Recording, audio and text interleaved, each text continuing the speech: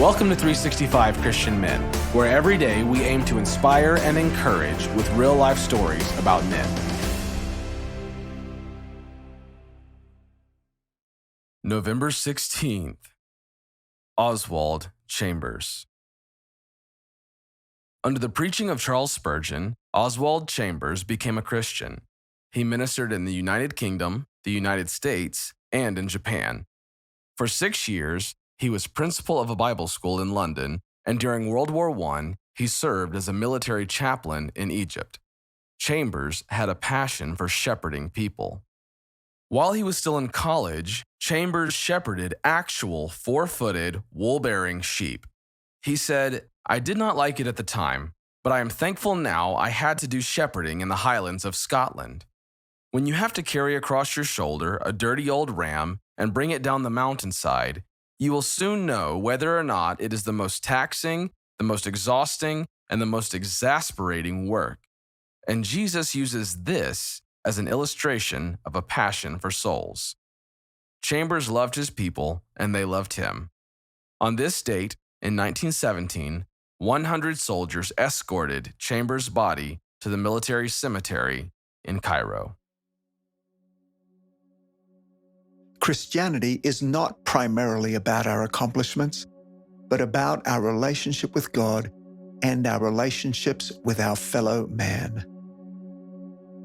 Oswald Chambers wrote that the most important part of being a Christian is the relationships we maintain and the surrounding influence and qualities produced by those relationships. That is where God wants us to devote our attention, and it is the one thing that is continually under attack. It was November 1917, and World War I had dragged on into its 4th long year. The ugly war left death everywhere it touched. On the crowded streets of Cairo, Egypt, funeral processions had become commonplace. But this was no regular funeral. Vegetable carts and tinkers on bicycles stopped in the dusty road to watch them pass by. An escort of 100 soldiers followed behind a gun carriage drawn by 4 black horses. Atop it lay a coffin, draped with a British flag and crowned with white chrysanthemums. 6 officers marched beside. Every element indicated the death of a high-ranking military or government official. But the death that reverberated through the streets of old Cairo that day and brought corporals to tears on the front lines of Beersheba was not that of an officer. Oswald Chambers, the 43-year-old Scotsman, had died the day before of complications following an appendectomy. He'd been the chaplain at the nearby YMCA. To this day, My Utmost for His Highest has never been out of print. It's been translated into 39 languages with millions of copies sold worldwide. But at the time of Chambers' death, it had not yet been written. It would later be compiled by his wife from sermons he had given during his lifetime. Oswald Chambers was one man among hundreds of thousands who died in that war. On the outside, no one would have thought that his life was exceptional. He was just a traveling preacher. Nonetheless, he was given a general's escort into glory because of the way he lived his life and the sincerity with which he preached and the way he loved his fellow man.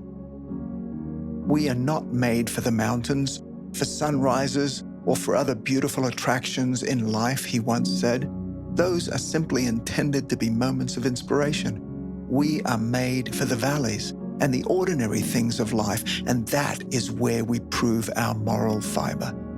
The Reverend David Lambert, speaking at the memorial service in London, called the life of Oswald Chambers the finest commentary on the Sermon on the Mount that I know, the most precious thing that has come to many of us through the message of God's beloved servant is that a great life is possible even for the lowliest, least promising, and most insignificant person.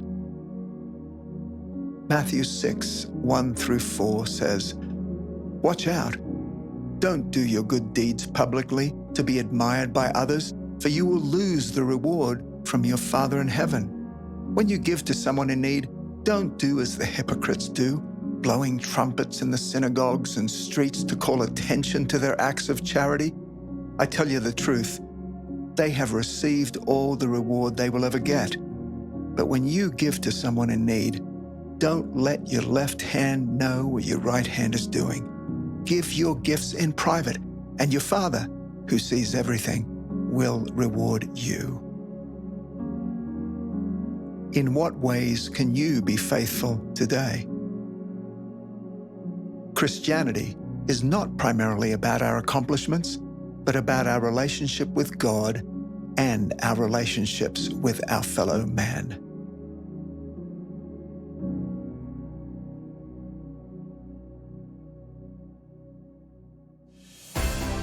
Thank you for listening to today's story.